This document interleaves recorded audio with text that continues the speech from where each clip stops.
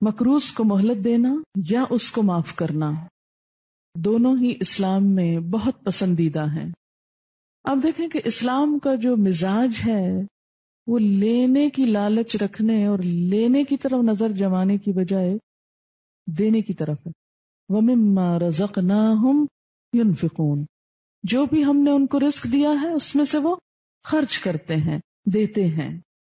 اب دیکھیں کہ جس معاشرے میں دینے والے لوگ موجود ہوں اس میں خوشحالی ہوگی، اس میں امن ہوگا، اس میں بھائی چارہ ہوگا، باہم تعلقات اچھے ہوں گے، جنگ و جدل اور لڑائی جھگڑا اور فساد بدامنی ختم ہوگی۔ اور جس میں سب کی نظر صرف چھیننے اور لینے اور اپنے مفاد کی طرف ہو، اس معاشرے میں کہیں بھی خوشی اور اطمینان نہیں ہو سکتا۔ مما رزقناہم ینفقون مسلمان قوم کے نمایاں اوصاف میں سے ہے۔ دولت کے خرچ کرنے سے اکنامک ایکٹیویٹی بڑھتی ہے، اور دولت کے جمع کرنے سے یا چند ہاتھوں کی طرف سمٹ جانے سے کیا ہوگا؟ زیادہ لوگ غربت کی طرف چلتے چلے جائیں گے، غریب سے غریب تر ہوتے چلے جائیں گے۔ اس لیے اسلام نے ایسا معاشی نظام دیا کہ جس سے دولت چند ہاتھوں میں جمع نہ ہو۔ کیوں؟ اس لیے کہ آپ دیکھیے کہ اگر کوئی بھی چیز ایک جگہ جمع ہونے لگ جائے تو وہیں خرابی ہو جائے گی۔ مثلا سمندر کا پانی اگر صرف جمع ہوتا چلا جائے، بھاپ بن کے اڑے نہ اور اڑ کے بادل نہ بنے، تو نقصان کیا ہوگا؟ آپ ذرا سوچئے کہ کچھ حصہ زمین کا کیا ہوگا؟ بالکل قحط زدہ، سوکھ جائے گا، کوئی بارش نہیں ہوگی، لوگ مر جائیں گے، ہلاکت ہوگی، وہاں گرمی ہوگی۔ اور دوسری طرف سارا پانی جو برف کی شکل میں تھا یا بارش کی شکل میں پہلے گیا تھا زمین پر، وہ کچھ تو زمین کے اندر اتر گیا اور کچھ بہہ کے واپس سمندر میں پہنچ گیا۔ اب پانی کی سطح سمندر میں اٹھنے لگی، بڑھنے لگی۔ اب اگر سارا پانی جمع ہی ہوتا جائے سمندر میں اور سمندر اپنے کناروں سے باہر نکلنے لگے تو کیا ہوگا؟ جو آبادیاں سمندر کے آس پاس ہوں گی وہ بھی ہلاک ہوں گی۔ تو ہے نا ہلاکت پر ہلاکت، کس وجہ سے؟ کہ سارا پانی ایک جگہ جمع ہو گیا اور اس کی سرکولیشن بند ہو گئی۔ اچھا، مال کی حیثیت معاشرے میں ایسے ہی ہے جیسے انسانی جسم میں خون کا چلنا۔ دولت معاشرے کے اندر خون کی طرح ہے جس کی سرکولیشن نہایت ضروری ہے۔ کوئی خون جسم کے کسی حصے میں اگر جمع ہو جائے کیا ہوگا؟ یا زیادہ ہو جائے تو کیا ہوگا؟ بیماری ہوگی، ہلاکت ہوگی۔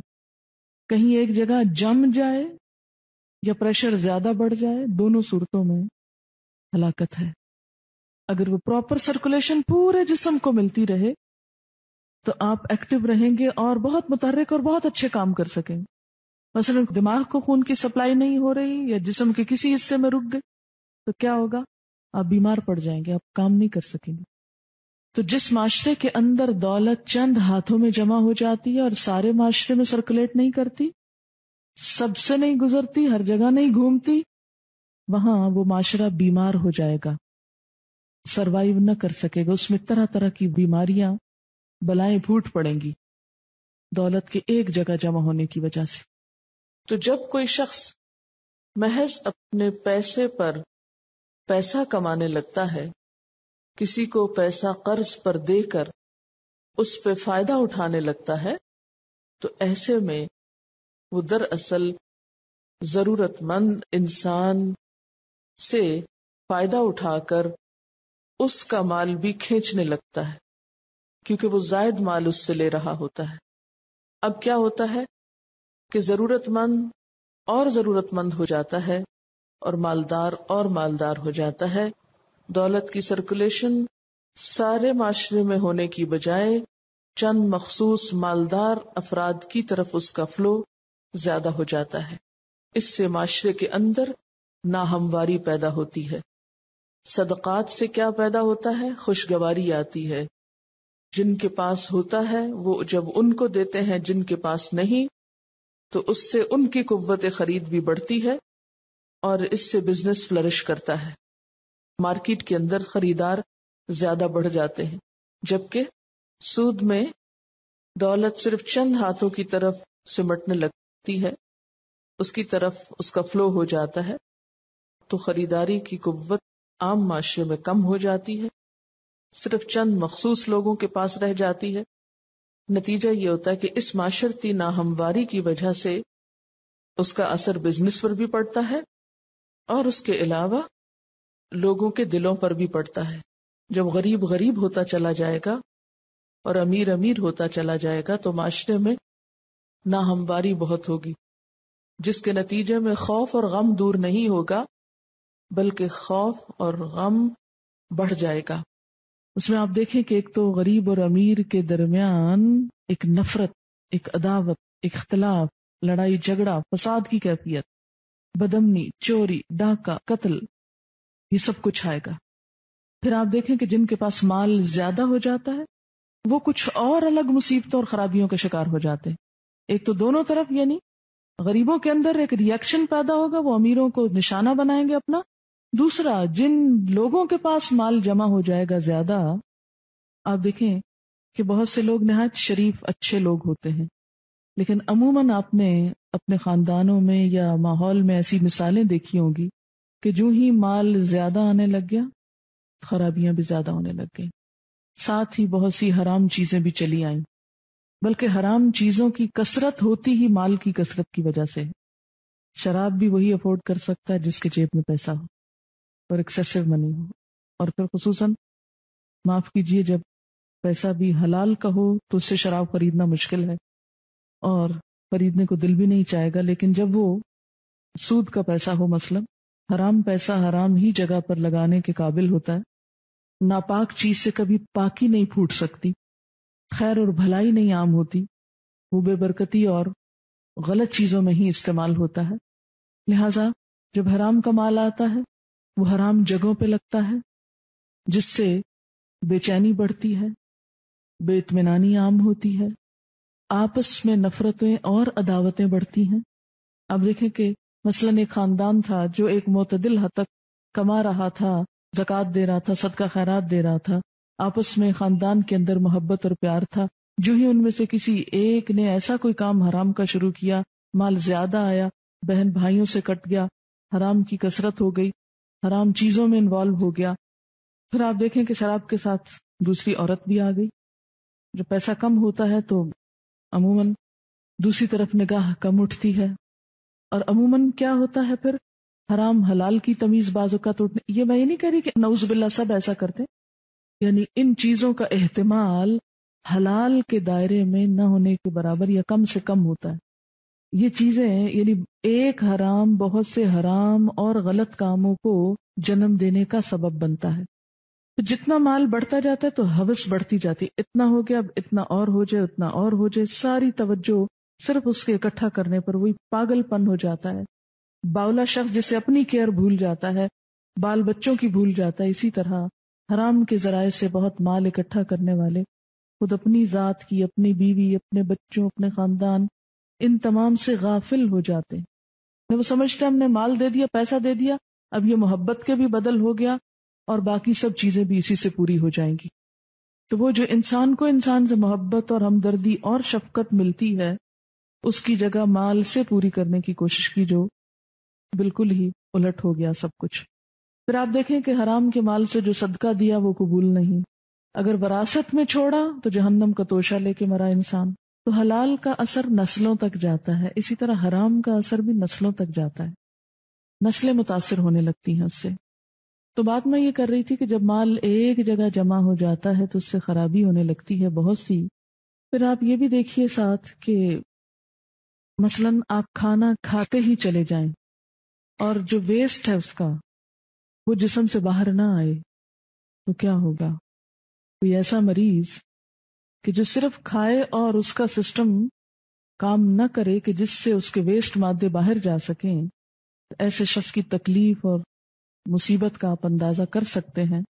بالکل اسی طرح اگر ایک شخص صرف مال حاصل کر رہا ہے اور اسے خرچ نہیں کر رہا، دوسرے کی ضرورت پہ نہیں دے رہا، نکال نہیں رہا، تو اسی وجہ سے ہم دیکھتے ہیں کہ جو نبی صلی اللہ علیہ وسلم کو معراج کے موقع پہ دکھائے گئے کہ سود خاروں کے پیٹ بہت بڑے بڑے، کیونکہ وہ صرف مال ڈال رہے ہیں، کھینچ رہے ہیں، روپے سے روپیہ بڑھا رہے ہیں اور آگے نہیں دے رہے۔ اور اس کو کھانے کے لیے پھر کون آئے؟ وہ سانپ ڈالے گئے۔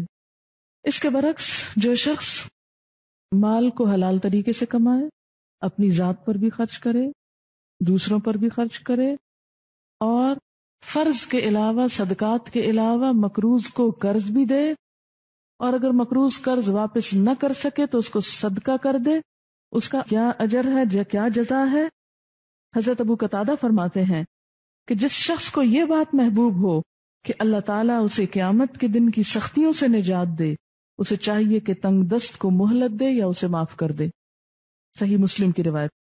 آپ صلی اللہ علیہ وسلم نے فرمایا کہ جس شخص کے ذمے کسی کا قرض ہو اور مقروض ادائیگی میں تاخیر کرے تو قرض خواہ کے لیے ہر دن کے عوض صدقہ ہے۔ آپ صلی اللہ علیہ وسلم نے فرمایا جو شخص کسی تنگ دست کو مہلت دے یا معاف کر دے، قیامت کے دن اللہ اسے اپنے سائے میں جگہ دے گا۔ صحیح مسلم کی روایت۔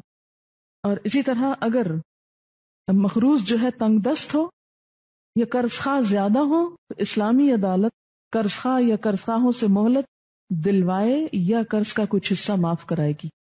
یعنی ایک شخص اگر مقروض ہے، دب گیا، جیسے ایکسیڈنٹ ہے کسی کا خدا نہ خواستہ، تو اب اس میں صرف اس کے رشتے داروں یا خاندان والوں کا ہی تو ذمہ نہیں، دوسرے بھی جو آس پاس ہیں ان کا بھی ذمہ ہے۔ تو ایسی صورت میں کیا ہے کہ اسلامی حکومت یعنی اسلامی نظام جب قائم ہو تو حکومت انٹرفیئر کرے، مقروض شخص کا قرضہ معاف کرائے یا اسے مہلت دلائے۔ یہ اس صورت میں جب کوئی دیوالیہ ہو جائے۔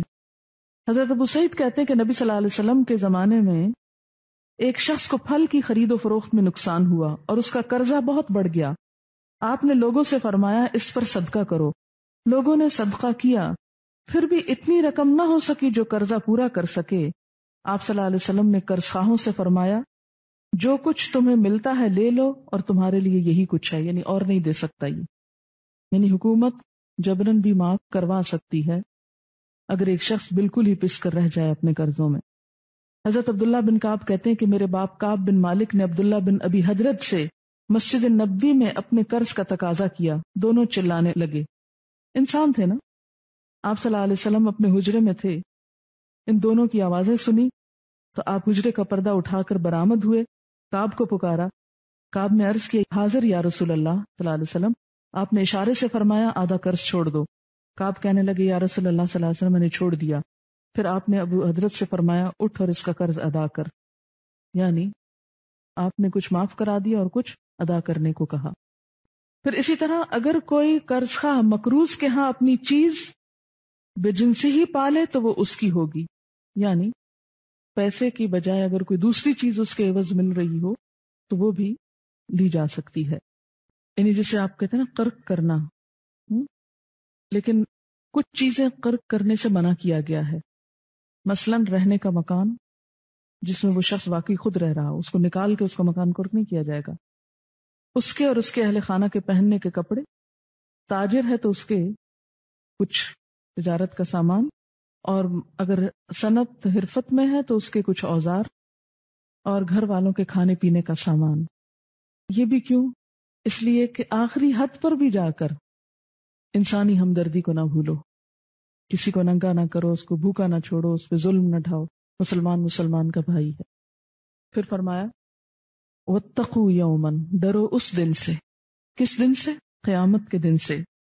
کیا ہوگا اس دن؟ ترجعون فیہ الی اللہ، تم لوٹائے جاؤ گے اس دن اللہ کی طرف۔ یعنی یہ سود وہی چھوڑ سکتا ہے جس کو آخرت کی طرف واپسی کا اندیشہ ہو، جس کے دل میں آخرت کا خوف ہو، فکر ہو۔ کب تک دنیا میں یہ عیش و عشرت کرتے رہو گے؟ کب تک تمہیں یہ سب کچھ حاصل رہے گا؟ اس دن کا بھی سوچو۔ ترجعون فیہ الی اللہ، جس میں تم اللہ کی طرف لوٹائے جاؤ گے۔ ثم توفی کل نفس، پھر پورا پورا دیا جائے گا ہر شخص کو، کیا؟ ما کسبت، جو اس نے کمائی کی، وہم لا یظلمون، اور وہ ظلم نہ کیے جائیں گے، یعنی کسی انسان پر کچھ بھی ظلم نہ ہوگا۔ آیت بھی بہت سی روایات کے مطابق قرآن پاک کی آخری آیت ہے جو آپ کی وفات سے چند روز پہلے اتری۔